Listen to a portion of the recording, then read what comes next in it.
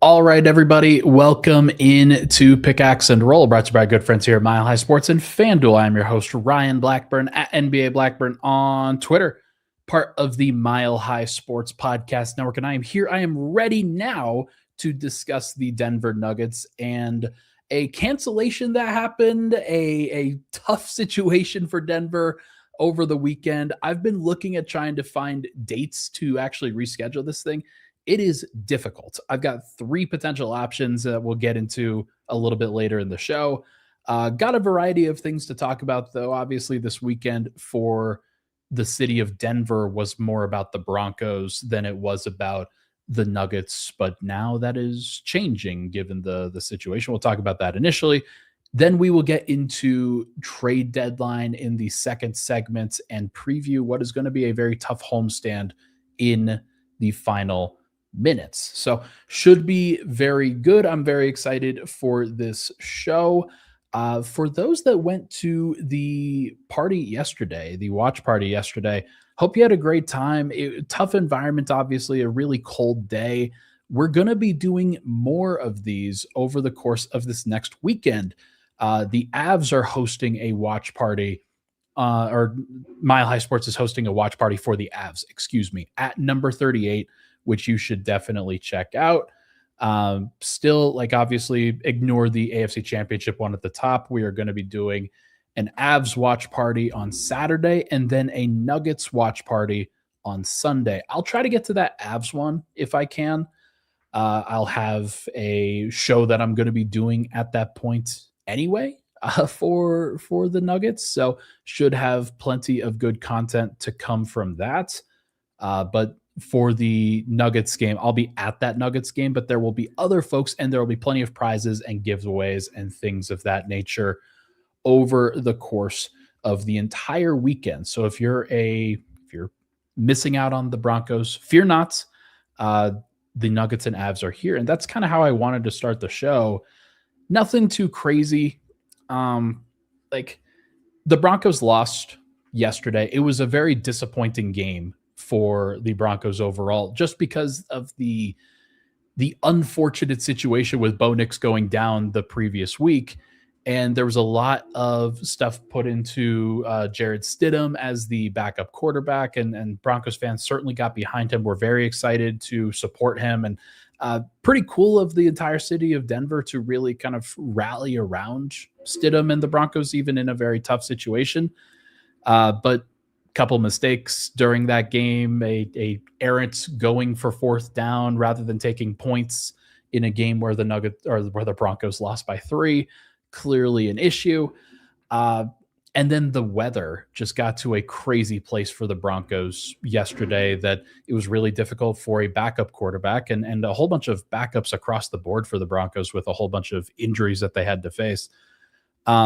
It was tough. It was tough for them to score. They just had no business being able to score in that environment, unfortunately. And then a mistake at the end of the first half really was what cost them the game.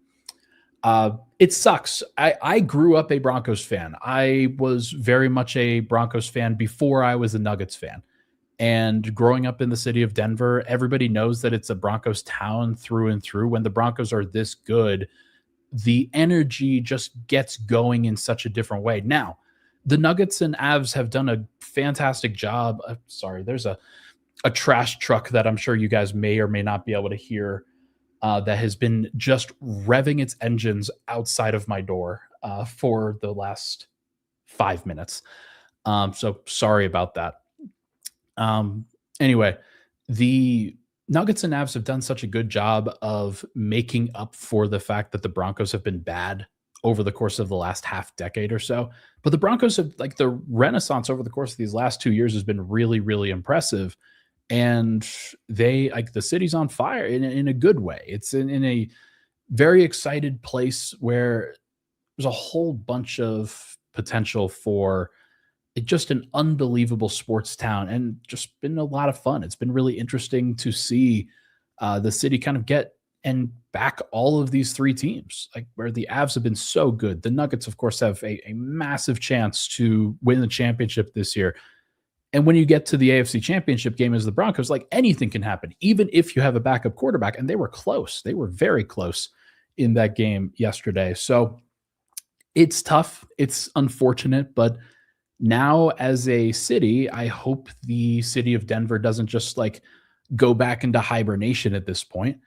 The Nuggets are playing great basketball despite the fact that they have like really had injuries to deal with, and Jokic has been out. He'll be back here in short order, but there's been a lot of momentum for both the Nuggets and for the Avalanche, who started off the season at a historic rate. Now they've trailed off a little bit, the Avs had, but they're still playing great hockey.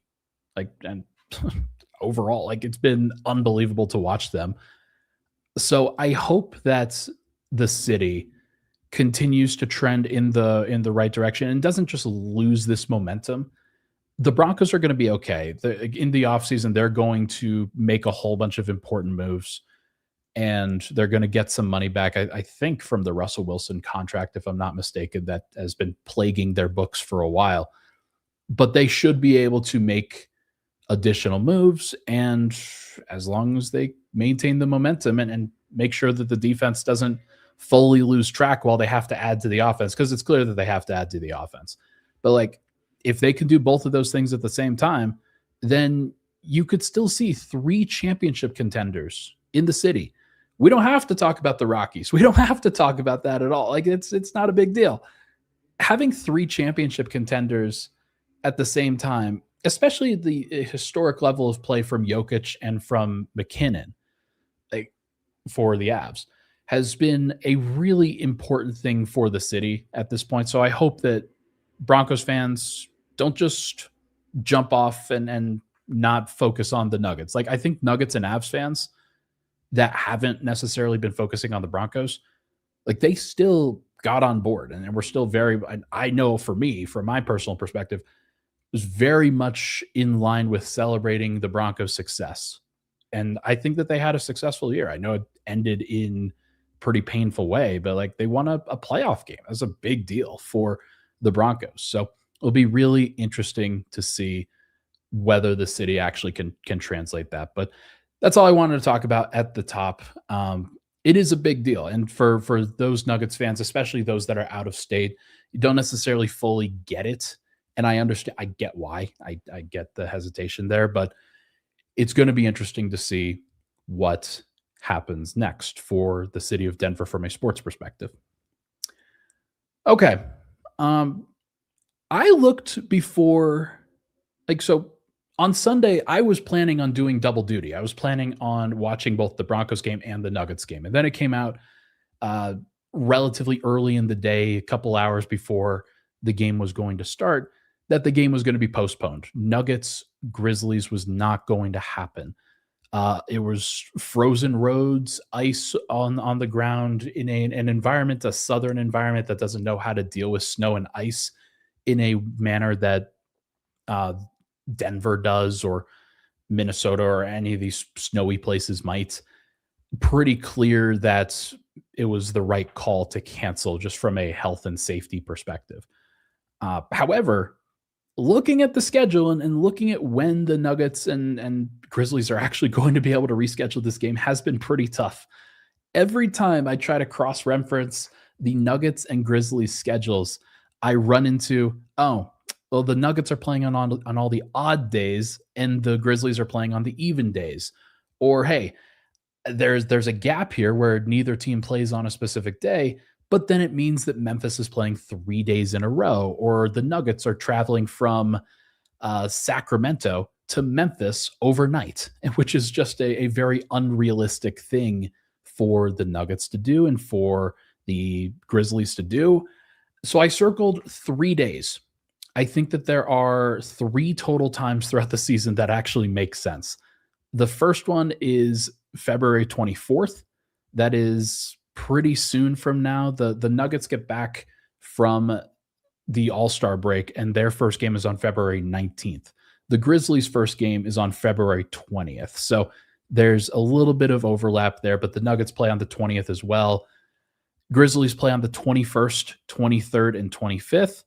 So the 24th is free, but you have 3 games in a row. Fortunately for the Grizzlies, those are all at home, which is what I was trying to do intentionally there. For the Nuggets, they're on the road from the 19th, the 20th, and the 22nd. They're supposed to come back, have a couple days off before the 25th versus Boston for a one-game homestand. But in this one, I just have them going straight to Memphis and then coming back and playing in Denver on the second night of a back-to-back. It's not a good situation, but February 24th is the first choice. The next choice is April 2nd, which again, the Grizzlies have to play for 3 games in a row on April 1st and April 3rd. Now, for them, they are in the midst at that point. That's at the tail end of a 6-game homestand for them. So this would be a 7th game at home. They'd have a lot of opportunities to play in front of home fans. Not sure where their season's ultimately going to be at that point, whether they're tanking or not. And it would be tough. But like April 2nd for Denver is on the second night of a back-to-back, and they'd be going from Utah to Memphis. So it's not easy. Like, it's not like the Nuggets are benefiting that much in these situations either. And every time I try to give something that's advantageous to Memphis, Denver's also playing on that day. So it's very difficult. I do not envy the schedule makers with this. I think they're going to be in a really tough situation to try to come up with the next time for this game to be played. The final opportunity is just to do it after the season. And there is potential for that to happen. Like April 12th is the final day of the season. It's on a Sunday. Could the Nuggets and Grizzlies make it up on a Monday? It's at least possible. Now, that could be very difficult for the Grizzlies if they're in the play-in tournament mix. Like if they are potentially, like the play-in tournament, I believe usually goes on Tuesday, Wednesday for maybe the Western Conference teams, and then Friday. Or no, it's the 7 versus 8 and 9 versus 10 happen on some of those. 7 versus 8 games in West and East happen on those days. 9 versus 10 games happen on Wednesday. So could Denver and Memphis play on that Monday and still potentially give Memphis enough time? That's not great either. Like I don't know if that's necessarily a good idea. So this is going to be a very interesting situation. Nuggets fans are going to be unhappy with what ultimately happens here. I have no doubt about that. And I'll probably be pretty frustrated, but the two actual days that I think make sense both mean that the Grizzlies play 3 days in a row, and the Nuggets have to go from traveling from the first one. It's from Golden State, from San Francisco, all the way across the country. Now they don't have to play that next night, but they have to play the following night. And then the other one, they have to go from playing in Utah to Memphis. So not a lot of great spots there for either side. And yeah, like I don't see another good option here. Maybe no March. No, it's not good. So I think if you're Denver, you're probably going to have to be a pretty tough situation here. So it'll be interesting to see.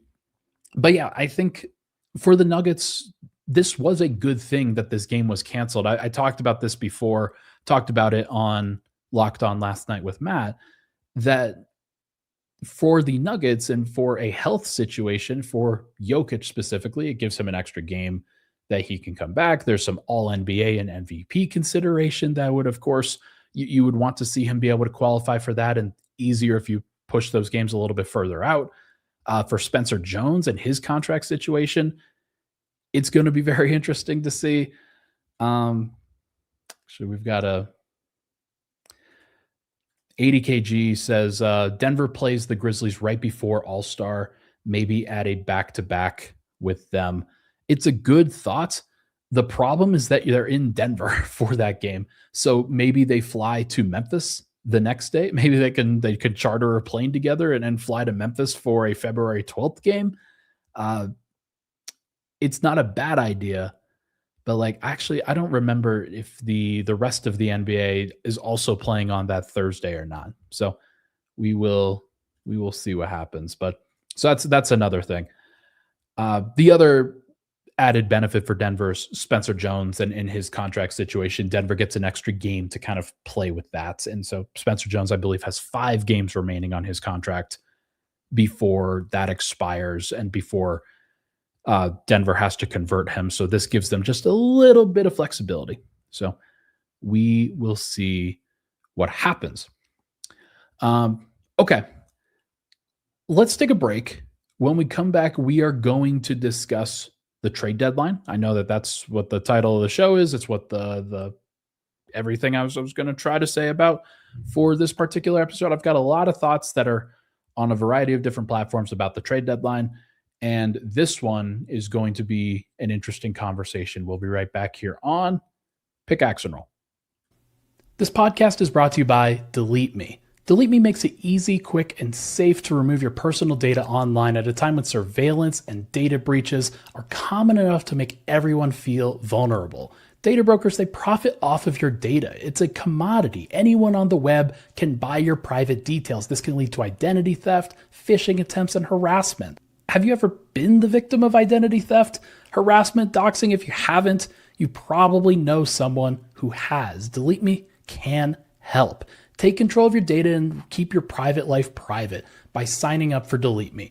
Now at a special discount for our listeners. Get 20% off your Delete Me plan when you go to deleteme.com/hit and use promo code HIT at checkout. The only way to get 20% off is to go to joindeleteme.com/HIT and enter code HIT at checkout. That's joindeleteme.com/HIT, code HIT. All right, we are back. Pickaxe and Roll, Ryan Blackburn here. Thank you so much for tuning into the show. Folks, hit that like button, hit that subscribe button if you can. Would really, really appreciate it. Let's next talk about the trade deadline and talking about some of Denver's goals and desires that they have, that Nuggets fans should have in this situation. I think that the most important thing for the Nuggets is to get under the luxury tax. That's the first thing. It's something that Nuggets fans do not want to hear. It's something that if you are a fan of a competitive basketball team, you do not want to hear about them reducing the amount of salary that they are paying, because usually what that means is you're reducing the amount of competition that you're able to put out there, that you're able to, like the talent that you're able to put on the floor. Denver's in a little bit of a different situation from that, but I do think that that is what the actual goal for the organization is, and for ownership specifically is. I have heard from multiple people that the Nuggets ownership is not super happy about being $400K over the luxury tax right now. They would have preferred for Denver to get all the way out. It's one of the reasons why things have been delayed. The big reason why things have been delayed in the entire NBA is because of the Giannis trade market and some of the questions as to whether he's going to request a move and actually try to get out from under Milwaukee during this trade deadline. If he doesn't, other things will start to move. Other things will start to kind of fall into place as teams come up with other things. And then Denver might be able to get moving themselves and find the right opportunity for doing one of 3 things. The first is trying to cut salary. And I've talked about this before on this show, that the actual ability for Denver to cut salary is pretty difficult. It is not an easy thing for Denver to try to figure out, because the salaries that they have, like I'll just list it off right here, just so that people are aware. The salaries that the Nuggets have are not easy to negotiate. They're not easy to navigate, because a lot of these guys are very important. Nikola Jokic makes $55 million. Jamal Murray makes $46 million. Aaron Gordon makes $23 million, $22 million. Cam Johnson's at $21 million. Jonas Valanciunas is at $10.3 million. Zeke Naji is at $8.1 million. He's the only one that I think you could say is not really being used when Denver's at full strength. Christian Brown, $4.9 million. Peyton Watson, $4.3 million. Deron Holmes, $3.2 million. Maybe there's one, but like you start to get into minimum contract territory. Like Tim Hardaway is at 2.2, 2.3. Bruce Brown's at 2.3. The difference between Deron Holmes' $3.2 million and a $2.3 million salary is like, that's not like crazy. So because the Nuggets have so much salary concentrated within, really it's Jokic and Murray, and like you want that because those guys are going to be all-stars this year, and those like best player in the world, and Jamal has really picked things up and been amazing for the Nuggets this year. But beyond that, like there's just not a lot of flexibility if the Nuggets are trying to stay under a specific thing. And that is from a salary cap perspective. And as Cody says here, that's without Cam Johnson's incentives. He has an additional $3.5 million in incentives. Aaron Gordon has a chunk of incentives as well. So those guys, like if they're out there, if they're playing on a consistent basis, then you feel all right. You feel pretty good. But with Cam Johnson going down, and that was a big worry about like his player status and in trading for Michael Porter Jr., like Cam Johnson was actually the guy that gets hurt a little bit more. And this was just another example of that. Now, fluky, obviously, it's not his fault. He went down, and the guy who hasn't had knee issues before had knee issues. Like that's not a thing. But with Aaron, like some of this is becoming a little bit more recurring in terms of the issues. Yeah, it'll be interesting to see how the Nuggets decide to react to this. I think that Zeke is the obvious case here. On a different platform that I'm not going to talk about because I don't want to cross-pollinate too much, I mentioned that I'm predicting trades for a couple of different guys. One is Zeke Naji, which for everybody I think is understandable. And the other is Julian Strawther, who had a pretty solid game, his last game against the Milwaukee Bucks, and had a really good like scoring run there, and has done a lot of good things, or certainly a little bit more active lately. I think with those guys, it's beauty in the eye of the beholder. But the reason for Julian specifically is because his contract goes from 2.6 to 4.8 next year. And I just said that the minimum contract salary is about 2.2, 2.3 this year. It'll go up a little bit next year, but not by much. And so if you're Denver and you're trying to figure out how to fit in all of these other salaries within the structure that you're looking for, and also have the money to pay Peyton Watson an extensive amount of money, and you're thinking like, okay, how in the world are you going to afford that and also afford a whole bunch of minimums? And I think if Denver is being proactive, they're probably looking at that contract figure specifically. So it's tough. Denver has tried to balance out their roster with a whole bunch of money at the top and then minimum contracts and rookie scale contracts and things like that to compensate. And that's just how the NBA really works now. But because Jokic is being paid a lot, Murray's being paid a lot, Aaron Gordon, his contract is about to go up to $33 million next year, in addition to $36 million and then $39 million after that. Like things are about to get really expensive for Denver. So I understand why ownership is trying to get cheaper, but Nuggets fans obviously don't want to hear that. They don't need to hear that. So the goal for Denver is mostly to try to figure out financially how they could get under the luxury tax. I have a deal that I think they can do. What you guys should know is that there are only 2 teams in the entire NBA that are currently under the salary cap, not under the luxury tax. Like there's a lot of teams that are over the luxury tax, but there's only 2 teams that are under the salary cap and can take additional salary without serious penalty: the Brooklyn Nets and the Utah Jazz. Brooklyn is $15 million under the salary cap. Utah is $10 million under the salary cap. Zeke Naji's contract is 8.2 million. So do the math. Those are probably the destinations that I'd be thinking about. I'd be paying attention to if I were a Nuggets fan. Specific deals are going to be tough. And if you're those teams, why would you take on Zeke Naji's contract without any compensation? If you're Denver, how much compensation can you realistically give in that case? I think that there is a possibility that like Denver could acquire a veteran from one of those teams, could acquire an expiring contract from one of those teams.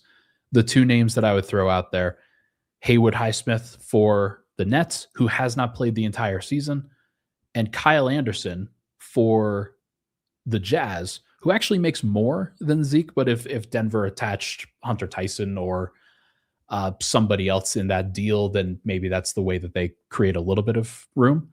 But Kyle Anderson can still like be a functional player. He's not a great player anymore, but he's a veteran who might be able to handle some stuff and fill in some gaps and fill in some minutes every now and then. But he is also an expiring contract. Both of those guys expire. That would be the benefit overall. So other teams will also be asking Brooklyn and Utah to try to trade for their to try to trade into their cap space and clear out their money. So keep in mind that Denver will probably have to pay at least a second round pick, and they've only got one to trade. But more than likely, they might have to consider a first round pick swap, which is also tough. So we'll see. We will see. One of the reasons why I think the Brooklyn deal makes more sense is because of the Michael Porter for Cam Johnson trade this last summer. That was beneficial for both sides. And I think developing working relationships like that makes some degree of sense to me. So I think those teams are more likely to deal together for that reason. But we'll see. We will see what happens. Beyond that, converting Spencer Jones is the big deal. Like that's another one.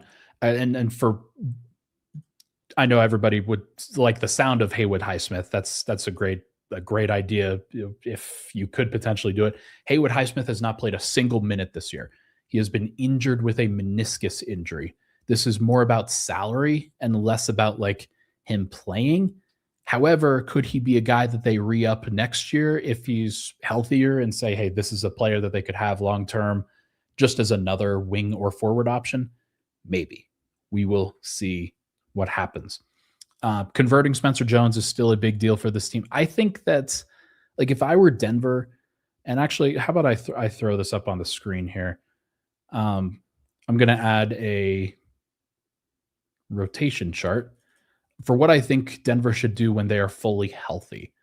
I made this at 1:45 in the morning last night, so keep in mind that it's probably not perfect. But like, Peyton Watson stays in the starting lineup.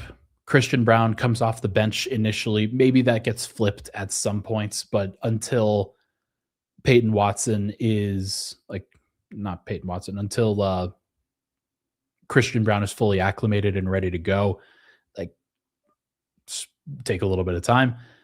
But for Spencer Jones, like, he can play a role. He can play a role for this team and be an important member of it, even when everybody is fully healthy. I think mixing him in, getting more complicated with some of the lineups might make some sense. I have like a Bruce Brown, Christian Brown, Peyton Watson, Cam Johnson, Jonas Valanciunas lineup that I think is kind of interesting. But that is one potential option that they could go with. There are so many different ways that they could build out this rotation, but the fact is that Spencer Jones should be a part of the mix. They don't really need to go that hard for another power forward because they have Spencer Jones. They just convert him, just find an opportunity to give him the money that is necessary. I don't know what Spencer is ultimately going to be worth on the market. I don't know what the Nuggets are going to have to pay in order to keep him. What I do think is that if there is a weakness in that rotation chart, is probably the point guard position. Do you think Pickett should be in the rotation over Brown? I don't know. Like I think that I'm kind of thinking about it from a perspective of what the Nuggets will do. And if I was fully doing that, I'd probably put Christian Brown back into the starting lineup over Peyton Watson. Although I think we've kind of crossed a certain threshold with Peyton that what he's been doing is valuable enough that he needs to be certainly have a higher role than what he was having before. But I do think that the backup point guard spot is still a factor that Denver has to figure out. I don't know if it's something that they try to solve via trade. I don't know if it's something that they try to solve via the buyout market. A name that I'd watch out for is Mike Conley on the buyout market at some point. Like if he gets moved for a deal for a different point guard for Minnesota, maybe Denver decides they want to have him as a veteran backup, somebody who can work into the mix. Not sure if like how much more he can help. The fact is that Jalen Pickett, the numbers that he's been putting up have been pretty good, shooting over 40% from three, making a lot of good decisions with the basketball.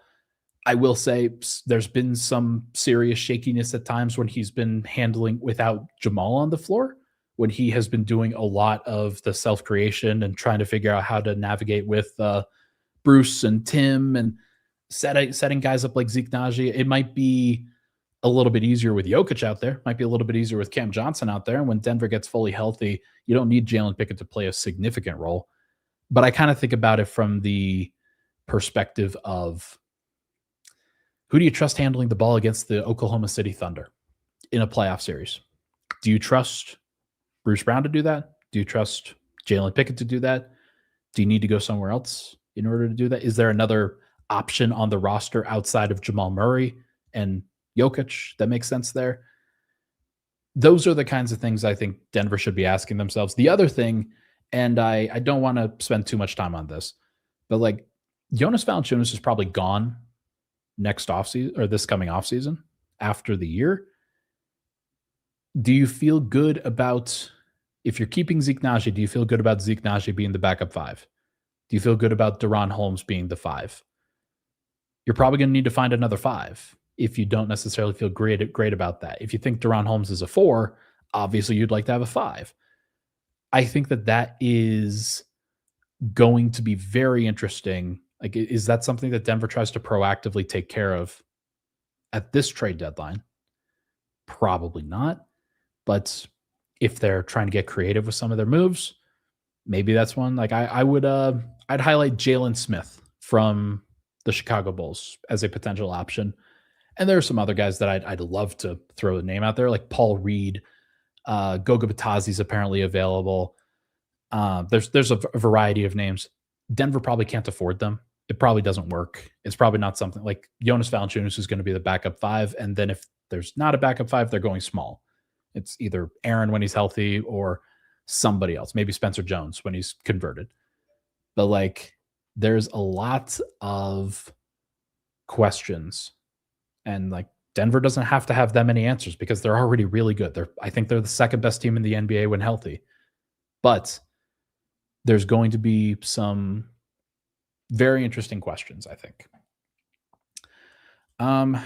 Lonzo, I just don't like, why is Lonzo not playing for the Cavs right now? Like, they're missing Darius Garland and they can't get Lonzo Ball on the floor. Like, is Lonzo good? I think is a fair question at this point. And if you want to talk about injury concerns, Lonzo is definitely one that has some significant ones. He's only played 31 games. He shot 31% from the field and 27% from three. He can't shoot. He's a smart player. There's no question about that. But like, can Denver deal with that? Like, they probably need somebody who can at least handle the basketball and create. And that is not Lonzo's game. That's not what he is supposed to do. Denver needs a guy that can handle the basketball and go off the dribble. And that's not what Lonzo does. He's a connector. He's somebody who makes the right play, but isn't initiating. So stuff. Okay. Final thing here before we go. Denver has a 4-game homestand that they are going to play, and it's going to be a tough one. This is going to be a very tough homestand, in my opinion. Denver's got 4 games. They started off tomorrow night versus the Detroit Pistons. Obviously, that's like Detroit's nearly at the same record that OKC is right now. Now, Detroit gets to play the Eastern Conference, and I think that matters. But like, they're doing the thing, and they've been mostly healthy. They've been really good. Thursday, Michael Porter comes back to town with the Brooklyn Nets. That is not going to be the hard game, but you best believe that Michael Porter is going to be trying to shine in front of his former home fans and he's going to be trying to put on a show. And the Nets, I think, will be motivated to try to do that for him as well. Then on Friday, the Nuggets play the LA Clippers, who are absolutely rolling right now. They are really, really good. They have won a whole bunch of games. I think they're 15-3 in their last 18, which shout out to my guy, Robert Flom. I think he had to eat the tweet. If you guys don't know what I'm talking about, then go search Clippers Twitter right now and see what's up there. But Robert Flom, shout out to him. He he made what I thought was a very good tweet, and ultimately he's going to have to literally eat his words. And then finally on Sunday, which is also the Nuggets watch party at number 38. You should definitely go check it out on Sunday, February 1st. It's not Super Bowl day. It's in between Super Bowl day. That's February 8th. So February 1st, go check out Nuggets Thunder at 7:30 on NBC. You should definitely go check it out at number 38. That would be a crazy environment, a fun environment. I'm really looking forward to that game. I think everybody is like, to me, as long as Joker's back and as long as like Denver's got some guys back, that is the first game of the NBA calendar for a lot of people, because while there are other teams that are very competitive with OKC, I think a lot of people are still thinking of the Nuggets as the team that can seriously challenge them. And so I'll be looking forward to that. We'll have to do a full preview. I think on Saturday I'll spend a lot of time previewing what that game is going to look like.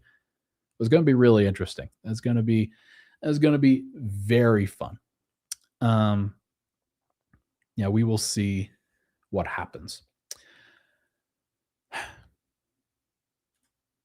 FU says, or Foo, Ryan, do you think if Yoke plays Thursday, does he play well, or do they rest him for Sunday?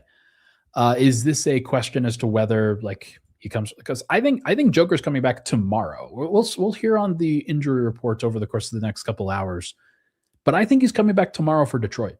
I do. That's the date that I have circled for a long time. It hasn't haven't seen anything from Shams over the course of this time, but I wonder if there's something that's going to lead off NBA Today on ESPN in like 20 minutes or so. So just keep in mind, like I've been circling Joker coming back on Tuesday, and the big reason for that now, he only misses 14 games. If he plays the entire rest of the season, he'd be at 68 games. He'd have 3 games of wiggle room for rest at various points to stay above the 65 game threshold for awards. I do think that matters. But I think Joker's, if he does come back, I think he plays all 4 of the home games. And he played Tuesday, Thursday, Friday, Sunday. He might not have to play a whole bunch on Thursday. Denver might try to limit him to certainly under 30 minutes in each of those games, each of the first 3 games, trying to get him prepared for that Sunday game versus OKC. I do think that one matters to him, and I do think he wants to play. So we'll see what happens, but it's going to be fun. This is going to be a very interesting week for the Nuggets. It's going to be a busy week. I'll say that. But for now, I think that's going to do it for this episode of Pickaxe and Roll, brought to you by good friends here at Mile High Sports. Before we go, the awards futures still don't have Jokic on the board for FanDuel. Like, still don't have the board. But I think that changes in the next 2 hours or so. I think that changes, and I think you're going to start to see odds pop up for Joker for MVP in 20 minutes or 2 hours. We'll go 2 hours. Everybody, that is going to do it for this episode of Pickaxe and Roll, brought to you by our good friends here at Mile High Sports and FanDuel. Thank you so much for tuning into the show. Hit that like button, hit that subscribe button on the way out. Would really, really appreciate it. Not sure whether it's going to be Tuesday or Wednesday for the next episode. The Nuggets obviously play tomorrow night, but if they maybe I'll finesse that because Denver's schedule is kind of awkward in this one. Will be interesting to see. Hit that like button, hit that subscribe button on the way out. I'll talk to you guys very soon.